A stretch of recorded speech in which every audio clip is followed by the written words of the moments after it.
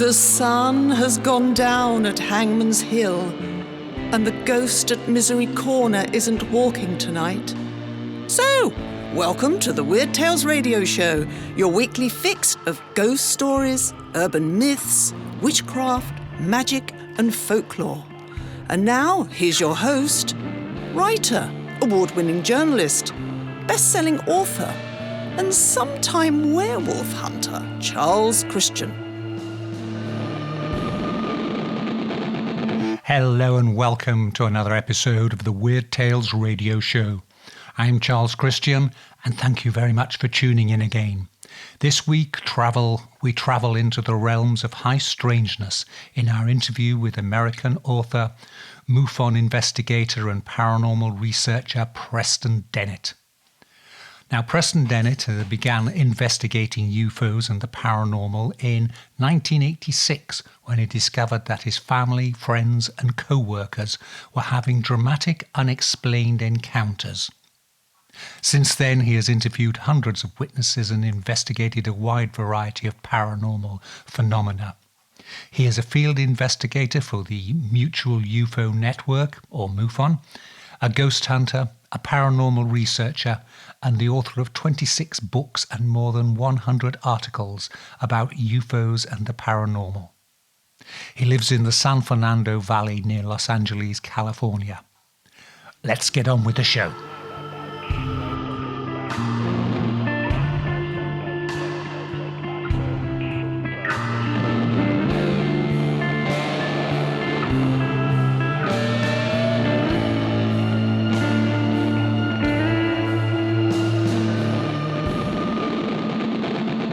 It's my great pleasure to be talking to today's guest, who is Preston Dennett. Preston, good to speak to you.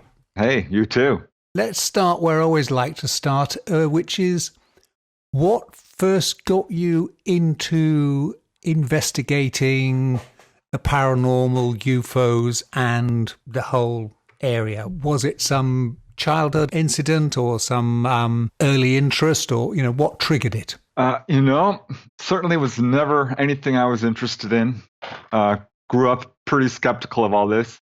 I did have one minor incident involving a precognition as a 9-year-old, but just kind of thought it was a fluke and didn't think much of it. And yeah, I was very skeptical. I hated UFOs. I thought people who saw them were liars or on drugs, misperceiving, and I felt sorry for them. So I was pretty cruel that way, but still a pretty young man. It was 1986. I'm like 21 years old. Yep. And I hear this report on the news. It's about a sighting over Alaska. It's now a very famous sighting, but the newscasters, they just kind of joked about it like they do on the news, or at least did back then. It's better now. Yeah. But yeah, they were talking about this amazing sighting by this commercial airline pilot. And I thought, wow, this pilot is on drugs. It's crazy.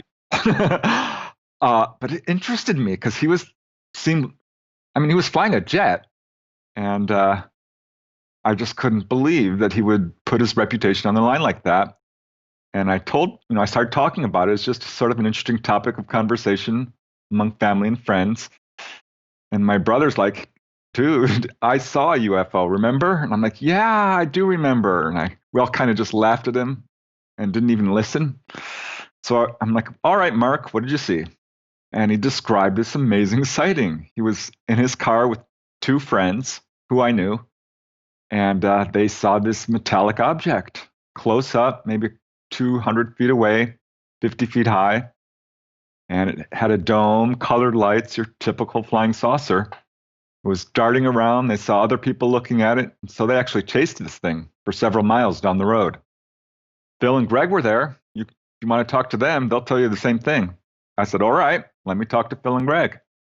And yeah, they were like, wow, man, I'm so glad you asked about this. No one believes me. And he described the same darn thing. I'm like, oh, all right. Not sure what's going on here. And my sister-in-law's like, I saw one. I'm like, oh, no, really? It's like, yeah, over Van Nuys Air Force Reserve Base. My two friends were there. I still know Adlai. You can talk to him. And so I talked to him. And they saw this object right over an Air Force base. Bright lights. It hovered there for a long time, then quickly darted away. I'm like, huh. So I started asking people and found out that a good 25, 30% of the people I knew, family, friends, and coworkers, people I loved and trusted, were keeping secrets from me, big ones. I mean, I brought this up at work. I'm like, anyone see a UFO? And Diane had worked with her for, 5 or 10 years. And really nice, sweet lady. And she's like, oh, yeah, me and my whole family.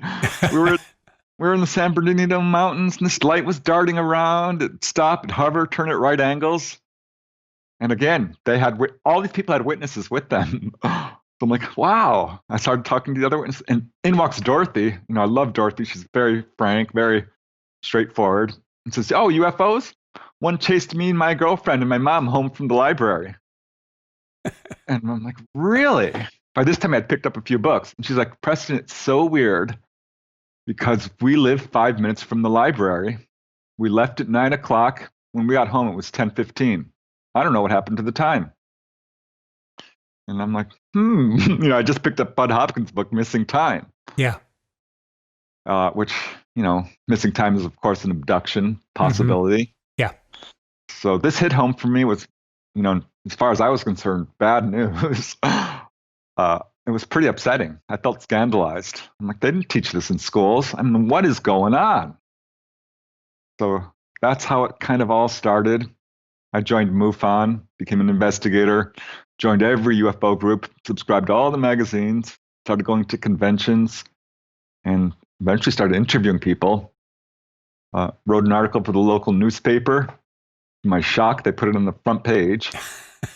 I'm like, whoa. And that was the first thing I ever wrote on this subject. And it just snowballed from there. One thing I see here, just in the notes, you make a distinction between UFOs and USOs? I think they're essentially the same thing, but at some point the term UFO doesn't really work, unidentified flying object, because I started getting reports of these objects coming in and out of the water. Right. I live here on the coast of California, and we have these objects coming in and out of the water. So unidentified submersible object is a more accurate term. Right. Floating around. So I get a lot of those USOs. I suppose for the skeptics, the first thought most people have, well, how do we know both UFOs and USOs that they're not military operations, given that the very nature of secret military research is you don't tell people what you're doing? Right. Well, I can tell you I'm convinced it's not military for a number of reasons. Mm-hmm. It's very interesting because this area where I'm at here in Southern California, the stretch of water between the Catalina Island and the mainland has an enormous amount of activity of USOs, probably one of the top 10 in the world. And I have to tell you, there's military in the area. There's Point Mugu Naval Base, the northern end. The southern end, there's Seal Beach Naval Weapons Station. So there is military. But the problem is this activity stretches back to at least the 1920s, with modern reports of objects darting around. Beyond that, there's cases where these objects are hovering over people's homes. They're chasing cars down the highway. They're putting on massive displays for crowds of people. They're behaving in ways that's completely contrary to how the military does not do that. Mm-hmm. There's far too many of these sightings. There are some, in this particular area, there are some cases involving 50 objects, 100 objects, 200 objects. So if our military has that large number of secret military craft, I don't think they're going to be flying them around all at once in front of people. Yep. That makes sense. That makes sense. Yes. So there are other reasons. I've talked to a number of military people. Navy guys, submarine navigator, naval officers, another guy in a submarine. And they themselves are completely baffled by what we're seeing, what they're seeing. Mm-hmm. So, and I'm going to say a good 10% of these cases, we have Air Force jets chasing after these objects, trying to intercept them vainly. They're not able to do it. These objects kind of fly circles around us, literally. So that's another reason. I mean, because the military themselves are baffled by what they're seeing. What about your own experiences with UFOs and USOs from going to interview other people's about their experiences? What have been your own experiences of them? I never saw anything growing up, and I have to tell you, almost immediately after I started really digging into researching the subject, I did start having sightings because I wanted to see them. I started going out at night, literally sleeping out at night, hoping to see a UFO.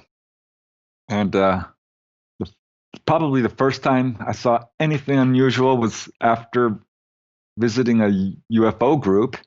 There was a person speaking there who was a contactee, he said. And this is in downtown Santa Monica. And he said, after the meeting, I'll try and call down a UFO for anyone who wants to see one. I'm like, oh, that should be interesting. Yes. And so there was probably, 50 people in that room, maybe more. It was a fairly well-visited UFO group. And after he spoke, it was now nighttime, and maybe 10, 20 people came out into the park there next to the building to see if he could do this. I thought, wow, I thought everyone would want to see a UFO. That kind of surprised me. And he's like, all right, let's all get in a circle and hold hands and meditate. And my first thought was, oh, great. This is kind of not what I signed up for. But I was open-minded enough to, whatever. I'll do it. And we meditated for just a few minutes. Felt a little bit embarrassed because this is a public park, where there's cars driving all around us on each side. And you can look up in the sky and there's not a single star. You can see the light pollution. I mean, there might have been a couple, but the light pollution was pretty fierce. I mean, you couldn't see anything of the night sky, just darkness. And he points to this section of the sky and says, look right there, they're coming. Look right there, don't look away. They're coming, and boom. I'd say it was about that long, 15 seconds maybe. Mm-hmm. And this very bright, it looked, I have to be honest, like a shooting star. But it came shooting down, and it was a big one. And right where he had pointed. And I thought, well, the Perseus, it's not, not the Leonids. It's not meteor shower this time. So I was impressed. I thought, wow, it was kind of just ambiguous enough where I'm like, all right. But it was only, it was in 1992. I just really started digging in. And I was staying up late at night. I was talking to my sister-in-law, my brother, because they were kind of helping me through all this. I was pretty obsessed with the subject and discussing it deeply and investigating cases. And I'm driving home one evening around pretty late, 11, maybe midnight. Mm-hmm. And this is in Woodland Hills, densely populated area.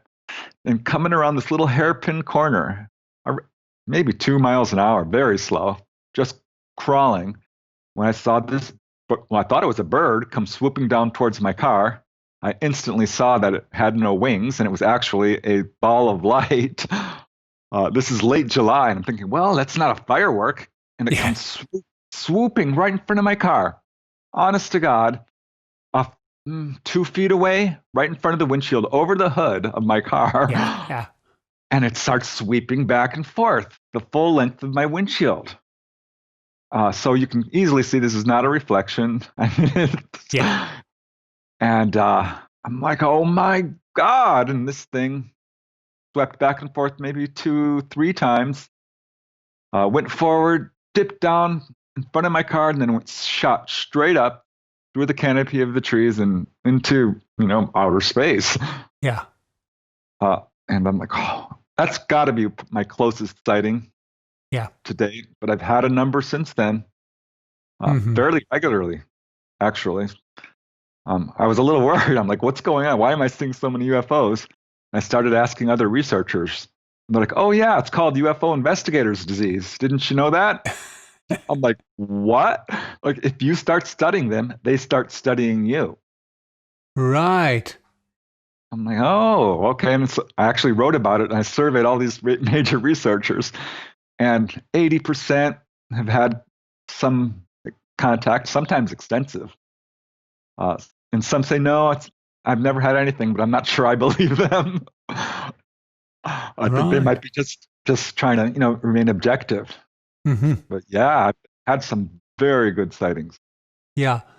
Is it your take that your part of the world, coastal area of California, is more prone to activity than, say, other parts of the US? Though obviously there are large empty spaces where nobody's around to see them anyway. But do you think Right. that there's more activity in your particular area? Uh, am going to say yes with some qualifications because, like you said, we California is the most populous state, and it has by far the most sightings in the United States.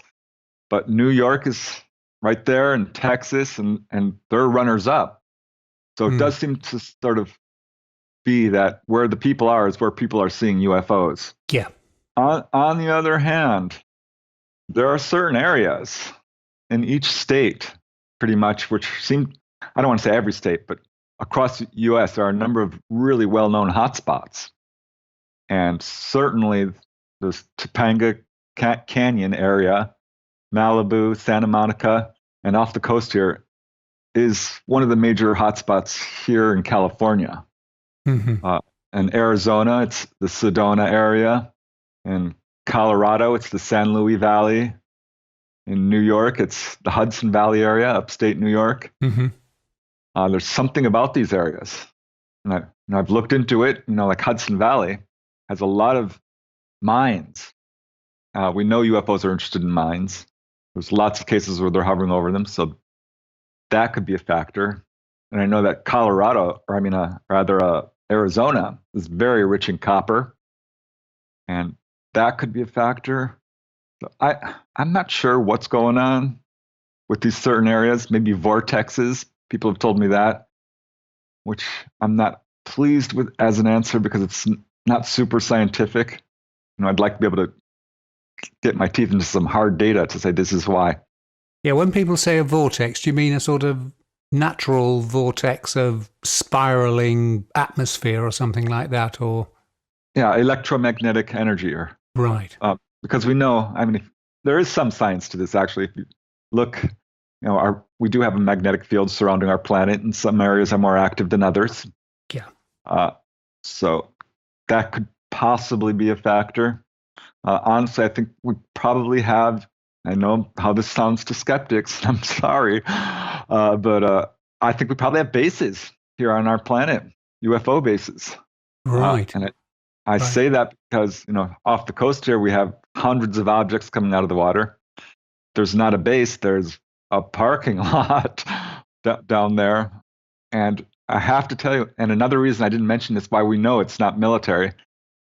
It's because people are seeing ETs. They're seeing grays. They're seeing praying mantids inside these things.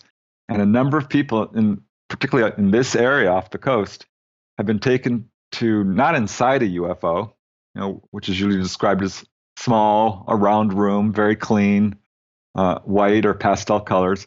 Instead, they're taken into what appears to be an underground area, very large, with stone-like walls in one case. So that's another reason why I think there are probably bases, at least perhaps in this area. If we take it that there are bases, what do you think the ETs are doing there? Yeah, that's the $1 million question, isn't it? Well, we can only speculate. I'm guessing that they're there because they can hide easily. Hmm.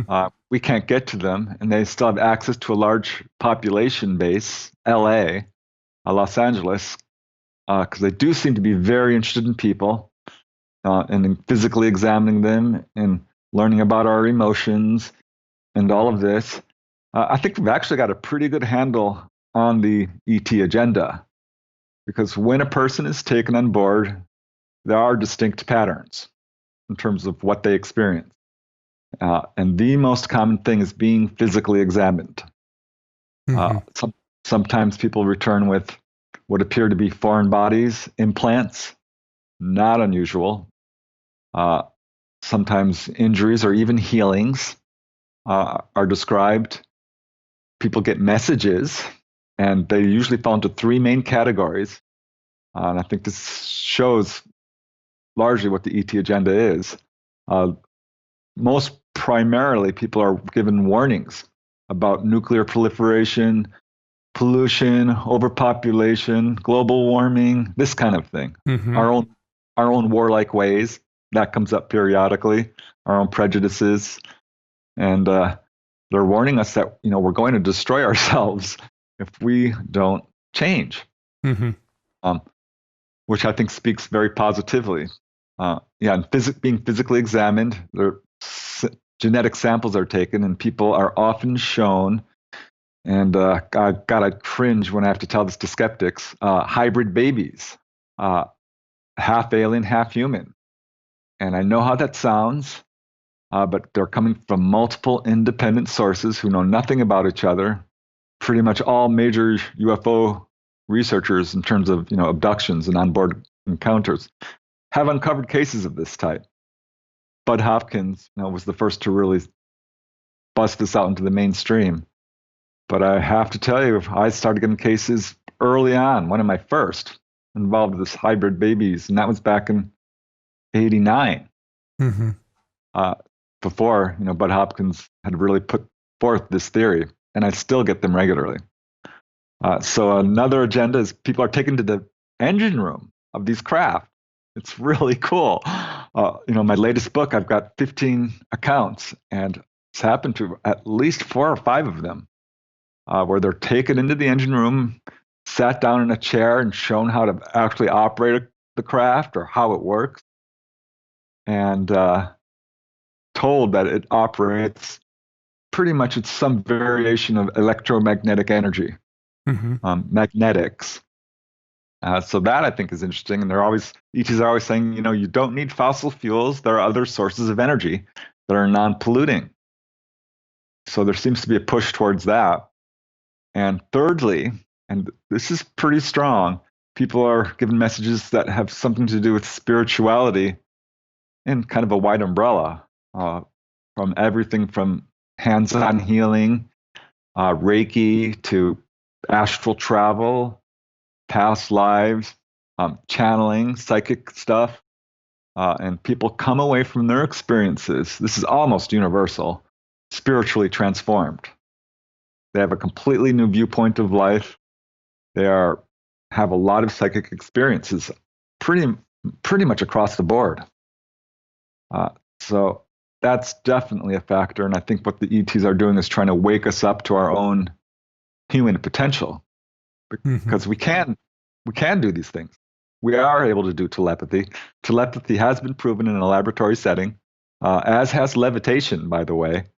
And a lot of these so-called paranormal things are not paranormal at all. It's just our lack of understanding of how the mechanics behind it work.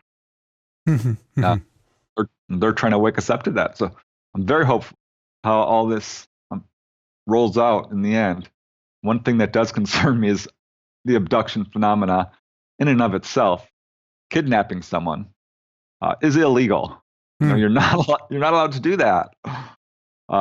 And supposedly, there are some people who say, people have given permission, perhaps on a subconscious level or even a pre-life agreement, which doesn't really hold water. Overall, I always ask people who have had this experience, do you think, this is evil? Was this bad? What is your take on this? And most say, oh, no, I don't think they're evil. Very rarely do I hear that. But a lot don't say they're super friendly either. Yeah. Overall, it's definitely skewed towards being more friendly. And the reason I say that is because when people are taken on board, what we don't hear, because normally when someone's kidnapped, it's bad news. They're going to be tortured, raped, killed. That's not what the ETs are doing at all. Their agenda is not to scare people, not to hurt people. They're not sadistic. I have no evidence of that really at all. They're not trying. They're not trying to hurt people. Yeah. So ultimately, their behavior is more benevolent than human. You're listening to the Weird Tales radio show with Charles Christian.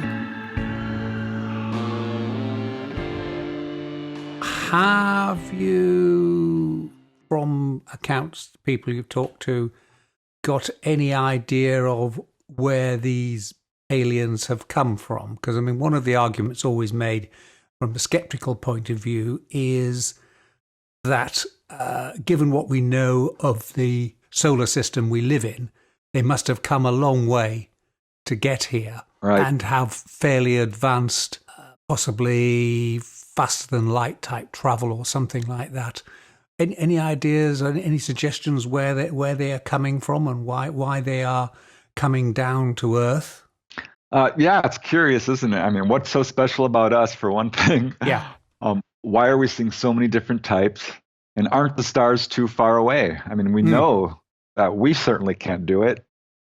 However, we're kind of stuck with these reports. They're coming from somewhere. There's been a lot of speculation about it. The Betty and Barney Hill case was a very early abduction case, and the ETs flat out said we're from Zeta Reticula, or at least implied it with the map and all of that. And I have to tell you, there's a number of cases that has been confirmed, particularly with the Greys, but they're few and far between.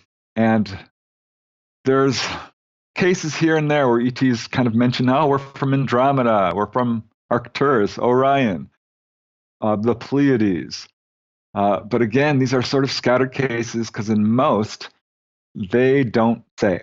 And I have to tell you, my own research, I've really looked into this, and there's been some very interesting things that have happened. One lady I interviewed, Melinda Leslie, that she asked them, and they told her, oh, it's not important. Not important. Another person was told, oh, you wouldn't understand. Another said, it's from a place you don't know about yet. I'm like, well, yeah, that doesn't tell us anything. So they're very coy about their answers. And I think because our military, by all reports, has this technology and are flying these UFOs around, possibly to other star systems. And being the violent race that we are, they don't want to reveal their locations. That's one speculation. People say, oh, maybe they're interdimensional. Maybe they're time travelers. I can't really speak to that. We ourselves are interdimensional as human beings. We have a soul. We're all going to die and go to the other side. So we have our own interdimensional aspect, and I expect all biological beings do. So that doesn't really satisfy me as an answer, saying that ETs are interdimensional, other than the possibility that they have, being more advanced than us, judging from their craft, have learned how to travel through dimensions. And certainly this would explain, how they're able to travel vast distances between the stars. And it's very interesting, because there are a number of cases where people have described what these ETs doing is essentially stopping time. And like one case, I'll just give an example. This is from one of my books. Man I interviewed up in Missouri, St. Louis, Missouri, had an experience where his whole family was seeing UFOs fairly regularly. Most of the activities centered around him. Ever since a young child, he's had experiences. He had a missing time encounter. But one time he's out there on the farm. This is outside in a pretty rural area. And everyone starts screaming, there's a UFO, there's a UFO. And he looks up, and sure enough, there's this classic metallic disc flying around, and the whole family's freaking out. He runs inside to get his shotgun, not to shoot this thing, but because it's got a scope, like a telescope. Yeah. And he wants to see this thing up close. So he runs back outside and he sees the object and he lifts up the scope and he looks at the sky and he can't find it. He's like, wow, that's weird. And he searches around, pulls the scope down and looks around him in complete shock because his family is now completely frozen. They're not moving. Neither are the birds in the sky or the leaves on the trees. Everything's completely stopped, as if time is completely stopped, except not for him. So it's very disorienting and extremely frightening for him. And he's looking around for this UFO and he sees it's landed on his driveway, the end of the driveway, which is a pretty big driveway. And 3 grays are coming out and coming towards him very quickly, kind of gliding. And that's when he blacks out. But yeah, they appeared to stop time. And I have 1, 2, 3, 4, 5 cases, at least, recently, just like that. Just like that. Same thing. And you mentioned earlier on about missing time. This is the kind of thing where people think it may only be minutes, but they discover it's hours have gone by since they've had their encounter. Is that right? Yeah. This is something researchers have known early on, certainly before I came into the field. It had been discovered that if a person has a close-up sighting as missing time, it very likely might mean that they've been taken on board. Mm-hmm. And probably does mean that. And it was a very hard lesson for me to learn because I'd be interviewing these people, and it took me a year of interviewing them at least before I realized that if a UFO is within a couple of 100 feet, there's a very high probability of missing time. Mm-hmm. And you might not know it. Like a good case, I was interviewing this guy, Mark Grant, and his friend had seen a UFO very close up. And I thought, they said it was very frightening, and they ended up fleeing the area. And it never even occurred to me to ask him if they had missing time because, he didn't mention it. But after going over his interview, I'm like, I think they did because they started showing all the markers. There was a very close-up sighting. First, this object was in one place, and they're looking at it. Next thing they know, there's a shift, as if they had lost consciousness or became disoriented, is what they said. And this object was much closer. It was swooping away from them now. And they had a very, very strong emotional reaction of fear, another red flag. Mm-hmm. So I wasn't able to confirm whether or not for sure because he didn't know the time. But yeah, I think missing time probably very common with close-up sightings, more so than maybe even UFO investigators believe. Mm-hmm. But some people remember. They remember fully consciously. In my latest book, Onboard Encounters, only one person used hypnosis. The rest, they had missing time, but they also had fully conscious encounters where they were taken on board. When you say only one person had hypnosis, it seems that they were hypnotized, or hypnotism was used to try and recover what happened during that period. Yeah, I'm sorry, I should have explained that a little better. Regressive hypnosis is an effective tool used to recover memories. Right, that's and right. It has been used. Yeah. Yeah, it's been used in cases of like war victims who have had PTSD. Yes. It's been used effectively by the police to sort of get more information from eyewitnesses, child abuse victims who can't remember. And so UFO investigators started using it, and it definitely works. We know it works because these accounts that are coming out under hypnosis match perfectly. They dovetail perfectly with fully conscious eyewitness encounters. Right. So it's a very effective tool. I normally don't recommend it unless a person is having anxieties or they are just dead set on knowing, what happened during a very clear-cut case of missing time. Because I've had people who've gone under hypnosis and were not entirely satisfied. And because what you're going to get is a memory recalled through hypnosis. It's going to be slightly different than a real memory. Mm-hmm. There's always going to be that little bit of doubt Yeah. in there. And people can recall this through extensive questioning, through meditation, through just going over and over the incident and pulling details out of your subconscious bit by bit. That's almost as effective sometimes. And you also mentioned people seeing different types of aliens. You mentioned the greys, which I think is probably nowadays the most popular, most frequently cited example of an alien. What other ones are people seeing then? Yeah, it's absolutely, in my own research, and I think this bears out in other people's, mostly grays. Mm-hmm. I'm going to say 50, 60, 70%. And when I say grays, I mean, there's various types. They're pretty well known in the media, but short, bald, large head, large dark eyes, and very diminutive features. Yeah. Ranging from 3 feet tall and very much like automatons and emotionless to sort of 5 foot tall, 4 to 5 feet tall even, sometimes emotional. You get kind of this whole range. I'm thinking there's different types of grays, honestly. Mm-hmm. And this is kind of what kept me out of UFO research. I remember stumbling across it now and then, like on In Search Of, that program, and others. Yeah. Where they'd talk about people seeing ETs. I'm like, well, what? They have arms and legs and eyes, nose, and mouth? I don't believe that for a second. And what we're stuck with is universally humanoids Mm-hmm. being reported.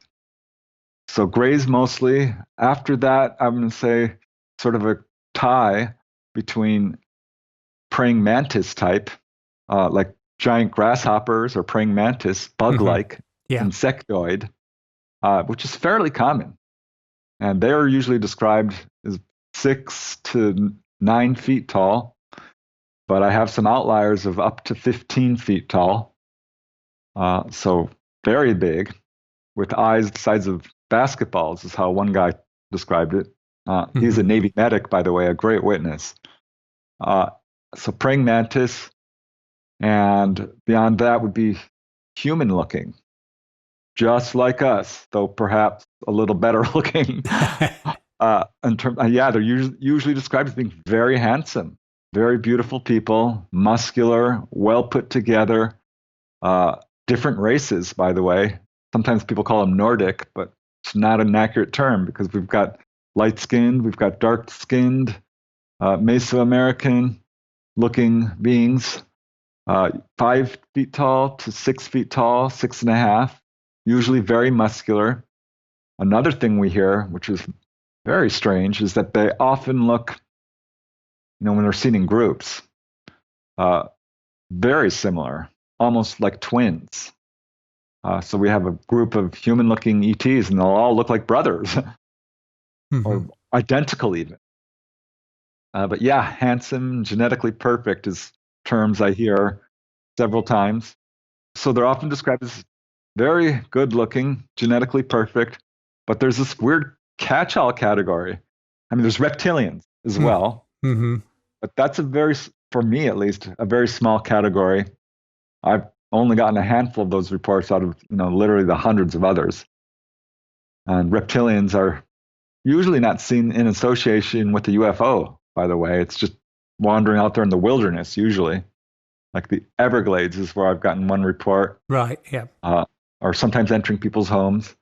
And the speculation is that they live on our planet. Don't know if that's true. Like I said, we don't really know where these guys are from. Yeah. But this one catch-all category of strange humanoids, I guess you'd call it.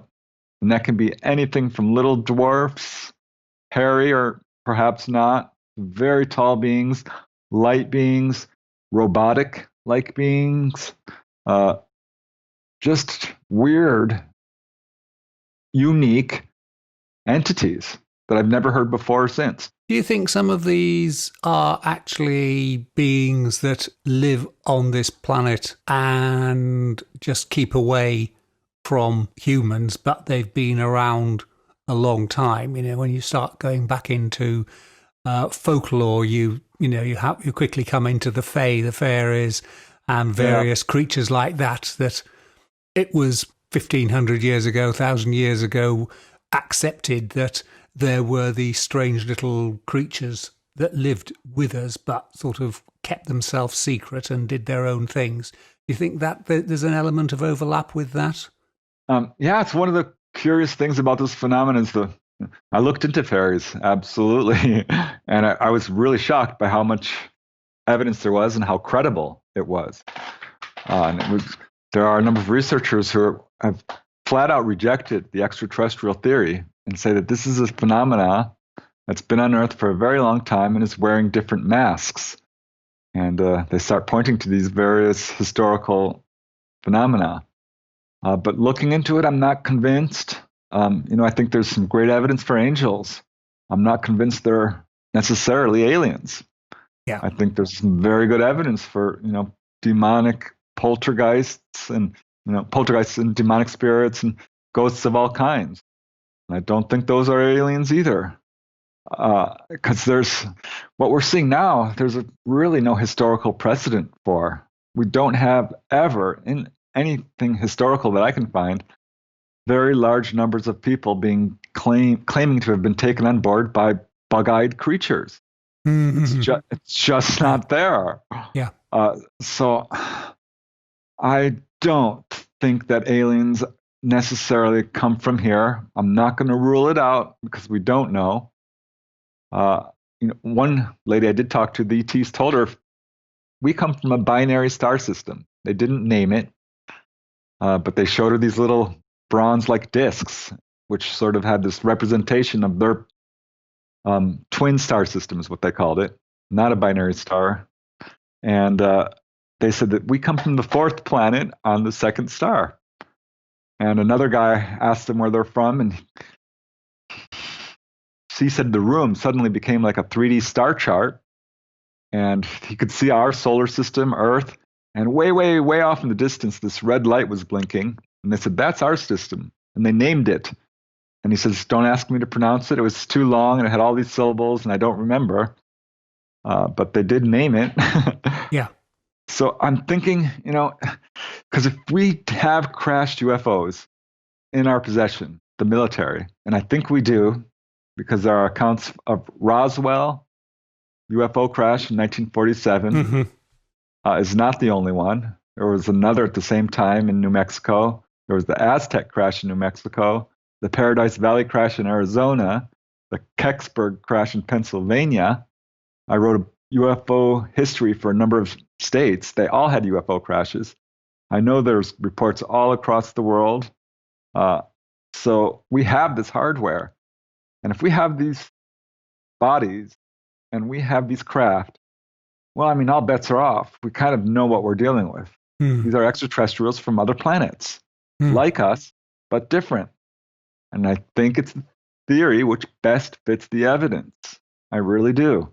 I'm not going to rule out, other types of beings, because perhaps fairies were real. I think they probably were. And maybe some of them were misinterpreted.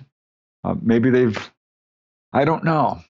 Well, that's not my area of expertise, honestly. It varies, but I certainly looked into it because there's some very intriguing correlations for sure. And on timelines, most of the reports, and if you like, the first UFO scares, panics or whatever, really are post the Second World War through to the modern times. But you mentioned a case you found as long ago as the 1920s. Oh, yeah. Yeah. If you look into this phenomena, you will see that we've got reports stretching back thousands of years. And we know this from all kinds of historical documents, from hieroglyphics, from cave paintings, from petroglyphs, from Renaissance art, from art in the Middle Ages, from wood carvings, from actual, historical documents. Like the Romans, we've got reports. They called them flying shields. They didn't know what they were. But the idea of them being extraterrestrials wasn't really popularized until, 1800s, perhaps, when Mm-hmm. science fiction brought up the idea of aliens. So we've had a lot of reports stretching back, and they go right up through the 1700s, 1800s. We're starting to get some more solid reports. 1900s, yeah, we've got ones all throughout the whole turn of the century there. There was a huge airship wave. Yes. But yes, something happened in 1947, and researchers pinpointed it pretty quickly because in 47 we had a massive super wave sweeping across the world. Very large numbers of sightings, and it hasn't really stopped since. This is what I mean by historically unprecedented. Yes, there's waves of sightings before throughout history, but not constant. So number of researchers have brought up the remarkable coincidence that the atomic age coincides exactly, right, with the modern age of UFOs, 1947. This is when we started really experimenting a lot with atomic weapons. So I think, that's been actually verified to some respect by experiencers, people who've been taken on board and been told. Like I said earlier, being warned about nuclear testing. So apparently our testing in this area is causing problems in far-reaching areas. This is what the experiencers are being told. Mm-hmm. Don't know if it's true, but yeah, I think that it's different now than it's ever been. We've got much larger number of sightings, and it's still escalating. You've heard of MUFON, Mutual UFO Network, and NUFORC, National UFO Reporting Center. Those are the two main reporting centers here in the U.S., and they get multiple reports daily. We're talking 10, 20 a day, at least. And I have to say, that's vastly underestimating the actual number of sightings because most people don't report. One in 10, maybe. Actually, it's closer to 1 in 100, but let's just say it's 1 in 10, which would put, the number of sightings per day at 200. Could be 2,000. I think it's probably closer to 2,000 than 200, honestly. But either way, that's a lot. And that means that someone right now is seeing a UFO this very second. Just statistically speaking, there's that many reports. And that makes sense because this is an ongoing phenomena. And both these reporting centers are getting more and more reports each year. Now, whether that's because people are more aware of this phenomena and are more likely to report it, or whether the phenomena itself is actually escalating, I don't know, but I'm thinking the latter because there's these continuing waves of sightings. These things come very low and they show themselves over like the Phoenix Lights, or the Hudson Valley wave, or the Gulf Breeze wave. There was a huge wave over Belgium. France had a giant wave in 1950s that's really unprecedented. I mean, they were having landings daily, flyovers for a good year. Well, that summer of 1954 was crazy. So they're clearly on some sort of campaign to announce their presence. Normally they're very evasive, but they also have this sort of brazen, in-your-face behavior that says, look at us. You've written a number of books. I've got some of them here. Out of Body Exploring, A Beginner's Approach, Schoolyard UFO Counters, Undersea UFO Base, and Onboard UFO Encounters. But I see you've also written about the ghosts of Greater Los Angeles, and along with UFOs and ETs, you've also got an interest in ghosts as well, haven't you? Yeah, and I'm ashamed to admit it, Bigfoot as well, which I didn't want to get into because I knew I was opening up a can of worms. But I started getting these cases, and it's really weird because, I started with UFOs. But one time I'm interviewing this lady who'd seen a UFO, Her friend saw it. It was this egg-shaped object, came right over their house, made a low buzzing noise, very quiet, and then moved off. She says, I also have a ghost. I'm like, oh, really? Sylvia was her name. She's, a pilot. She's a scuba diver.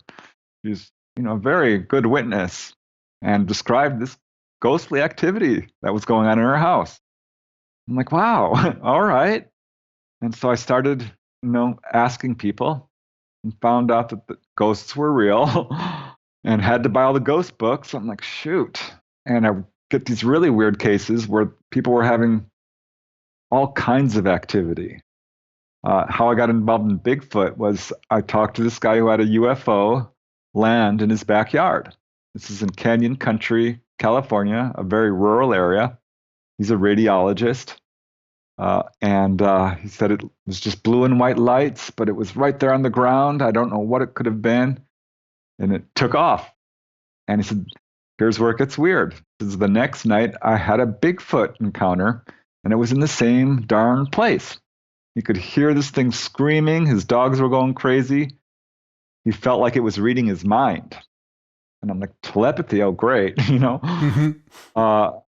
And hadn't really looked into Bigfoot. So I'm like, all right. Kind of got dragged into it, kicking and screaming, and found out it was real for sure. The evidence is mountainous. It's conclusive. There's no doubt it's a real phenomena. And there's this weird intersection between UFOs and Bigfoot in a very, very tiny minority, 1% less, of cases. Most Bigfoot cases don't involve UFOs. Most UFO cases don't involve Bigfoot. But in this 1%, they intersect perfectly, where people are seeing UFOs and Bigfoot at literally in the same time. This case, it was like the day after. But then he had a poltergeist outbreak in the weeks that followed, a really bad one. His whole family was like going crazy with it. So there's a connection there. I mean, I had another case where I was investigating this haunted apartments in Van Nuys, California, and it was really bad. I mean, these girls were having a real problem. They ended up moving out because of knocking noises, cold spots, apparitions that would come running into their bodies and try to possess them. They went all the way to, near possession. I interviewed their next door neighbor who was having problems. Finally, I called up the manager, and the manager's like, oh my God, so glad you called, and started just describing all these experiences going on throughout the building. Major haunting there.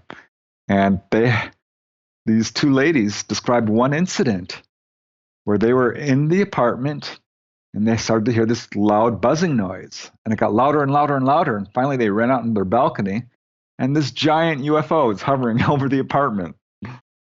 And it's got little lights on it. It's U-shaped. It's very low. It's not a helicopter. And they feel like it's looking at them and is aware of them. And it scares them pretty bad because they're thinking, what has this got to do with this haunting, which they're going, through at the same time. It was, not long after that they moved out. They had lots of witnesses, by the way. They'd bring people over and they saw stuff too. There's a weird connection there. I can't quite figure it out. Turning to the future, what current projects are you working on at the moment, and what are you looking to be doing in the near future? Right now, I'm sort of advertising and publicizing my latest book, Onboard UFO Encounters, working on another one about UFOs that visit drive-in theaters. So weird. I found this case where a UFO came swooping down over a drive-in and scared the living daylights out of the audience, and remembered another, and at least one more. And I thought, this will be kind of fun, breezy investigation. Instead, I found nearly 100 cases. This is kind of exactly what happened when I looked into schoolyards being visited by UFOs. So there's a weird connection there. And so that's my next project I'm working on right now. Got more in line after that. Keeping busy. And I love investigating this stuff. I think UFOs are an important subject. I think they have the potential to change the world. Something I take very seriously. If people want to contact you about their sightings or experiences, what's the best way? Your website, prestondennett.weebly.com? Oh, yeah, that would be perfect. You can contact me through my website, and I've got multiple ways to contact me through there. Yeah. And I would love to hear from people, whether they've got a story to share or a question or a comment. And all my books are there if you want to read excerpts. And you can purchase them through my website or through Amazon and other online retailers. And I love the subject. I'm super passionate about it. I can tell. Great enthusiasm coming across the, I was going to say airwaves. It's not quite because we're on Skype, but great enthusiasm you've got there. Well, Preston, that's been brilliant talking to you. And thank you very much for your time. Thanks very much for the opportunity, and had a lot of fun.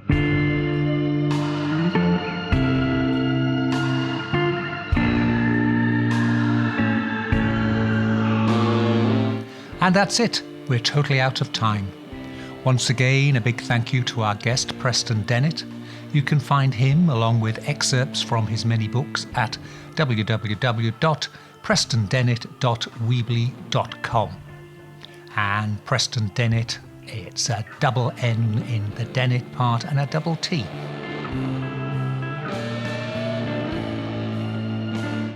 Next week, we're heading in an entirely different direction, exploring a little bit of pop culture as we talk to Dan Hill about decoding the faces of famous people, movie, music and TV stars, and even politicians. They may look happy, shiny people on the silver screen, but inside they are scared, resentful, angry, or just plain crazy. Now it just remains for me to say this is Charles Christian saying, until the next time we're together, stay well, stay weird, stay different.